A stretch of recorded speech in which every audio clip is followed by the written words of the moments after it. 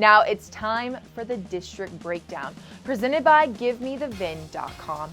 We have our Inside High School Sports Insider Ryan Harris on to break down all things for 5A Division I. Ryan, over to you. Thanks, Ashley.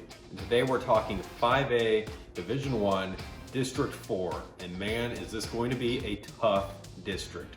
We've got a few teams that have moved up from 5A Division II, and we've got a few teams that have moved down from 6A.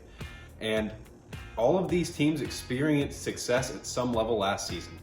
They pretty much, every team in this district made the playoffs a year ago, and we'll start with Burleson Centennial. They're 21-4 over the last 2 years, and half of those losses came to district rival Aledo. So this team is battle tested. They are prepared for Division I play after spending the last 2 years in Division II.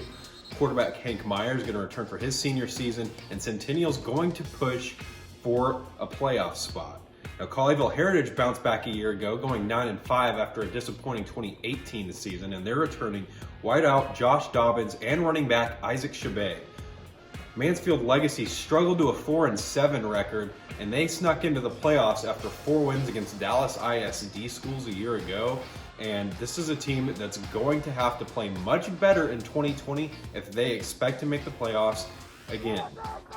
Summit, they finished 7-4 in 2019, and they played in 6A. They actually beat a talented DeSoto team and were competitive with Cedar Hill in district. So this is a team that experienced a lot of success against really good 6A teams. So imagine what they're going to do in 5A.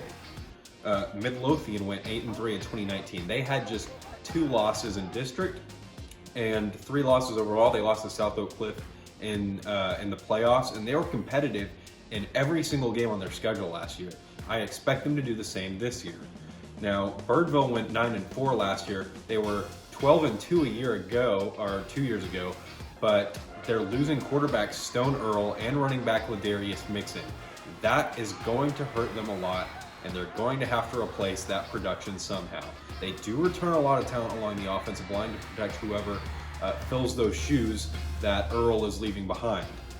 Richland's moving down to 5A from 6A, and they went 4-7 as well, but they snuck into the playoffs after winning 4 straight games at the end of their schedule to make the playoffs.